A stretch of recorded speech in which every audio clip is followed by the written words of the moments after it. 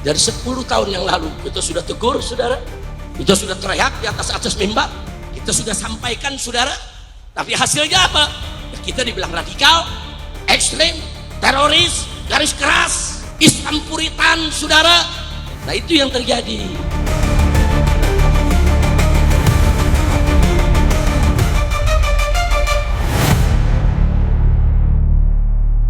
Saudara, sudah sejak lama, lebih dari 10 tahun yang lalu, kita sudah suarakan di mana-mana, ayo revolusi akhlak, ayo revolusi akhlak. Tapi di pihak seberang sana ada yang teriak dengan keras, revolusi mental. Nah sekarang apa yang terjadi dengan revolusi mental? Banyak koruptor, negara bangkrut, utang setinggi langit. Betul? Masyarakat di mana-mana jadi susah gara-gara revolusi mental. Saudara, ini dia, makanya dari dulu, dari awal, dari lebih dari 10 tahun yang lalu kita ajak revolusi akhlak, bukan revolusi mental. Revolusi mental itu jargonnya Marxisme. Karl Marx, saudara, yang menjadi filosof besar bagi aliran Marxisme, komunisme. Dia yang menggelorakan revolusi mental. Apa sih maksudnya revolusi mental? Dalam ajaran Marxisme, mereka menganggap agama itu adalah belenggu. Agama itu adalah penjara. Agama itu saudara adalah kurungan. Saudara, bagi apa? Bagi mental-mental manusia. Gara-gara agama, kata Karl Marx ini ya, ini ajaran komunis nih. Gara-gara agama, jiwa manusia terjajah dengan aturan. Jiwa manusia terkungkung dengan keyakinan-keyakinan yang tidak bisa dipertanggungjawabkan.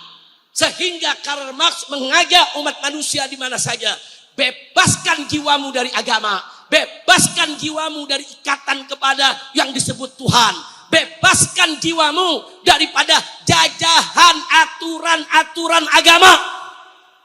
Revolusi mental adalah suatu revolusi yang mengajak umat manusia memerdekakan mentalnya, jiwanya dari ajaran agama.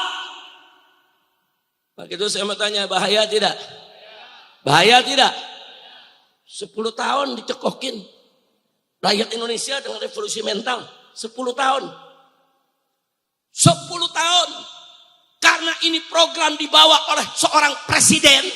Sehingga menteri di bawah nggak berkutik, ikut-ikutan teriak revolusi mental, saudara.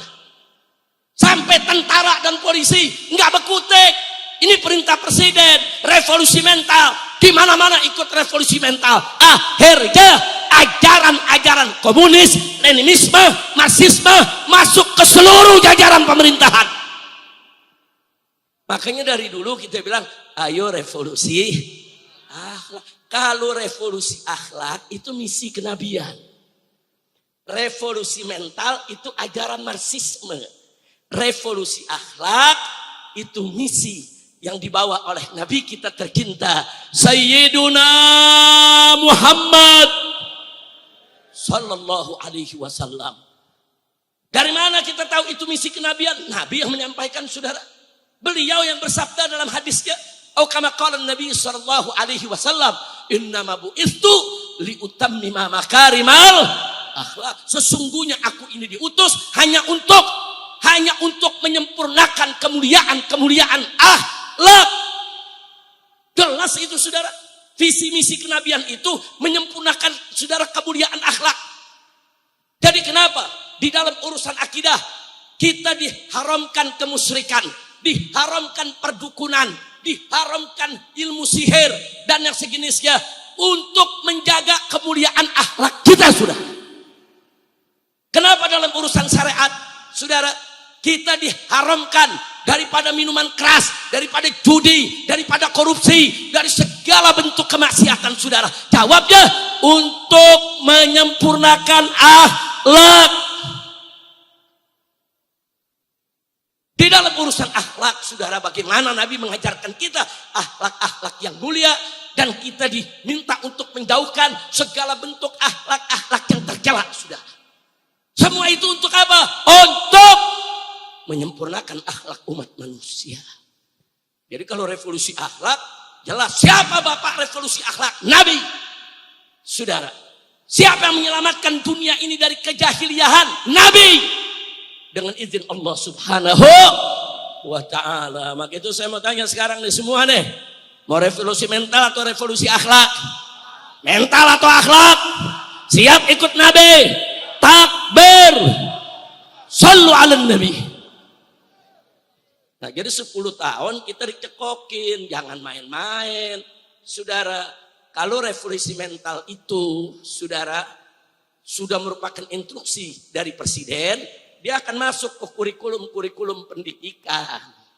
Kalau sudah masuk ke kurikulum pendidikan, maka jutaan rakyat Indonesia dengan sadar ataupun tanpa disadari, saudara, dicuci otak anak-anak kita di sekolah-sekolah supaya mereka ikut, saudara, bagaimana mengikuti daripada ajaran Marxisme dengan revolusi mentalnya. Dan ini bukan kita tidak tegur. Dari 10 tahun yang lalu kita sudah tegur, saudara. Kita sudah teriak di atas mimbar. Kita sudah sampaikan, saudara. Tapi hasilnya apa? Ya kita dibilang radikal, ekstrem, teroris, garis keras, Islam puritan, saudara. Nah itu yang terjadi, saudara. Padahal kita udah buktikan. Nih umat Islam nih rame-rame. Kita gelar aksi 212. Jutaan umat Islam turun. Ada ribut? Ada ribut? Ada bakar-bakar? Ada orang kafir diganggu? Enggak ada, saudara. Jangankan manusia, rumput enggak diinjak sama umat. Betul? Betul? Bagus tidak? Indah tidak? Tapi apa dibilang? Radikal.